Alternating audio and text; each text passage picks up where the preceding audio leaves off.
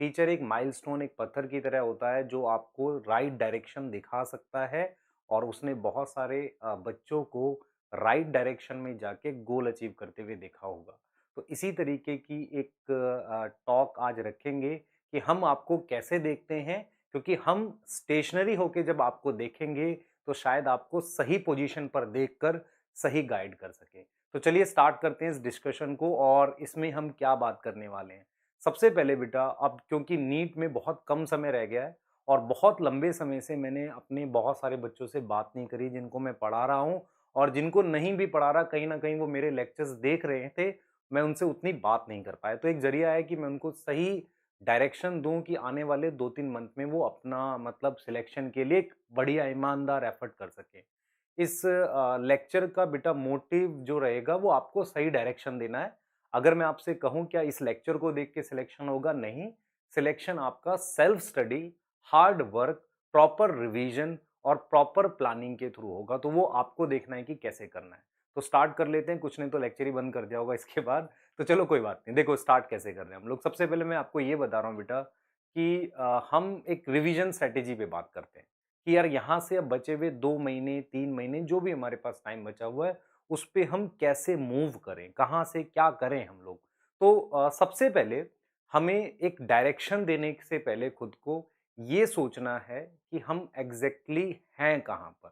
मतलब मैं अगर आपसे कहूँ, अगर मैं एज़ अ स्टूडेंट आपसे कहूँ, तो मैं आपसे ये पूछना चाह रहा हूँ कि आपकी ओरिजिनल सिचुएशन क्या है? मतलब आप अपनी ओरिजिनल सिचुएशन पहचानो, एग्ज़ैक्टली आप हो कहाँ पर। तो जब मैं ये बच्चों को एनालाइज़ करता हूँ, तो मैं क्या करता हूँ, उनको डिफरेंट डिफरेंट ग्रुप में डिवाइड करता हूँ। तो मैं एक स्केल बनाता हूँ जिन पे बच्चों को डिवाइड कर देता हूँ और उनको उनकी रियल सिचुएशन दिखती है, वो एग्ज़ैक्टली है कहाँ और उन्हें अभी कितनी ज़्यादा मेहनत की ज़रूरत है। तो चलिए एक ऐसे आर्बिट्रेरी स्केल की बात कर लेते हैं। तो हम क्या कर रहे हैं बेटा, हमने क्या किया, आपके लिए एक स्केल बना दिया और उस स्केल में देखो हमने क्या बोला है, हमने कहा यार देखो कुछ ग्रुप्स में हमने बच्चों को डिवाइड किया क्योंकि जब तक आप अपनी रियल सिचुएशन नहीं जानोगे तो आपको एग्जैक्टली पता नहीं होगा कितनी मेहनत करनी है। तो देखिए हमने क्या किया, सबसे पहले हमने बोला कि यार सबसे पहली सिचुएशन वो है जो बहुत अच्छी सिचुएशन की में कह रहे हैं, हम लोग कह रहे हैं कि वो बच्चे काफी साउंड सिचुएशन में, चांसेस हैं कि उनका इस साल सिलेक्शन होगा। उन्होंने क्या किया है, बहुत सारे एग्जाम में 630 से 650 उनका एवरेज स्कोर रहा है। क्योंकि अगर मैं आपको कहूं, आपको देखो हम लोग बार बार कहते हैं टेस्ट देना चाहिए, तो टेस्ट देने का मेन पर्पस क्या होता है कि हम आपको जज करते हैं। अब आप भी खुद को जज करते हैं। तो ये वो सिचुएशन के बच्चे हैं जिनका एवरेज स्कोर 630, 650 या हो सकता है उससे ज्यादा रहा हो, इतना उनका स्कोर रहा है। मतलब एग्जाम देते रहे, उनका एवरेज स्कोर रहा है। उनका जो है लगभग हम कह रहे हैं कि जितना सिलेबस पढ़ाया गया है उतना सिलेबस भी कंप्लीट है। उन्हें किसी टॉपिक में डाउट नहीं है, मतलब किसी टॉपिक में उनको डाउट नहीं है। दूसरी चीज क्या थी, उन्होंने सफिशिएंट प्रैक्टिस कर रखी है। बस एक अब अच्छी रिवीजन की नीड है, एक प्रॉपर रिवीजन की नीड है। ये वो सिचुएशन के बच्चे हैं। ठीक है, क्लियर है? ठीक है, ये वो सिचुएशन में। तो आप देखते जाइए कि आप कौन सी स्केल में कहां पर है और मुझे जरूर बताना आप कहां पर है और कितना एफर्ट आपको करना है, अभी देख लेते हैं। सेकंड वो बच्चे हैं बेटा जिनको मैं कह रहा हूं बढ़िया सिचुएशन में, गुड सिचुएशन कह रहे हैं, है ना, वेरी गुड नहीं, चलो गुड कह रहे हैं। तो ये 580 से 630 मार्क्स वाले थे लगभग। इनका सिलेबस कंप्लीट है। इनका क्या है, सिलेबस तो कंप्लीट है, इन्होंने जितना पढ़ाया गया उतना पढ़ा हुआ है। इनके किसी टॉपिक में एज सच डाउट नहीं है ना, डाउट भी नहीं है, इनको भी डाउट नहीं है। लेकिन एक चीज है बेटा, इन्होंने क्या किया है, इन्होंने क्या किया है, कहीं ना कहीं नंबर ऑफ क्वेश्चंस कुछ कंपैरेटिवली कम बनाए हैं।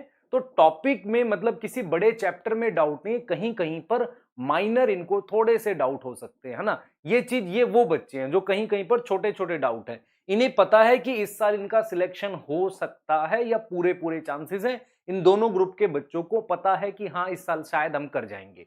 ठीक है, मेन जो डर बना हुआ है वो उस सिचुएशन में है जिसे हम कहते हैं नॉट बैड। नॉट बैड वो है बेटा जो 530 से मान लो 580 जिनका एवरेज स्कोर रहा है। सिलेबस इनका भी कंप्लीट है पर इन्होंने सफिशिएंट क्वेश्चंस नहीं बनाए थे।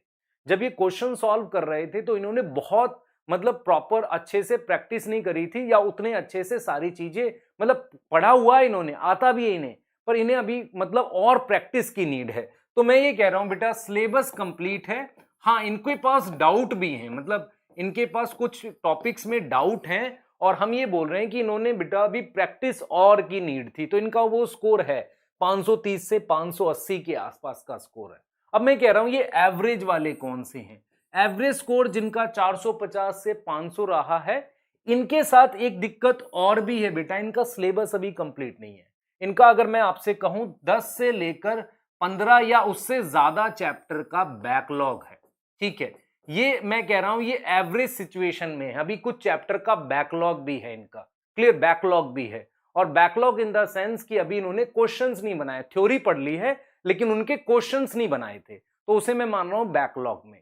और एक थोड़ा सा जो डिफिकल्ट सिचुएशन में है, उनके बेटा अभी बैकलॉग भी है, वो लेट ज्वाइन किया था इस वजह से बैकलॉग है, या उनको थोड़ा सा कॉन्सेप्ट में भी प्रॉब्लम है, मतलब काफी सारे कॉन्सेप्ट अभी उन्हें दोबारा पढ़ने हैं पूरे पूरे। तो मैं ये मान के चल रहा हूं उनका जो बैकलॉग है अराउंड 25% या उससे ज्यादा, क्योंकि टोटल नंबर ऑफ चैप्टर में अगर देखूं 100 प्लस है आपके पास, तो उसमें से अराउंड 25% के आसपास इनका बैकलॉग है, जो इस वक्त रियल डिफिकल्ट सिचुएशन में है जिसे मैं कह रहा हूं। अब आप मेरे से पूछेंगे कुछ ऐसे भी हैं जिन्होंने अभी तक स्टार्ट नहीं किया है, तो ये सारी कैटेगरीज हैं आपके सामने। और अगर मैं रियल बोलूं तो रिवीजन स्ट्रेटेजी आपकी अगर प्रॉपर है तो इनमें से किसी का भी सिलेक्शन हो सकता है। हाँ, लेकिन चांसेस ऑफ सक्सेस डिक्रीज करते हैं आप जैसे जैसे नीचे आते हैं, लेकिन ये नहीं है कि सिलेक्शन नहीं हो सकता, चांसेस हैं और 100% मतलब ऐसा पॉसिबल है कि सिलेक्शन हो सकता है। इसके लिए दो तीन बातें बताता हूँ। पेपर बायो का इजी आता है, तो जो रियल नॉलेज टेस्ट नहीं करता, आपका कितना प्रॉपरली पढ़ लिया है वो टेस्ट करने वाला है। फिजिक्स भी बहुत डिफिकल्ट नहीं आ रही है, केमिस्ट्री भी आपकी एनसीईआरटी, तो सिलेबस को कहीं ना कहीं लिमिट कर दिया गया है, इसलिए हर एक बच्चा नीचे से ऊपर स्केल पर चढ़ सकता है। क्लियर है? अब जरा आ जाते हैं कि क्या हमें कैसे स्ट्रैटेजी बनानी है, मतलब ये तो इनमें से आप कहीं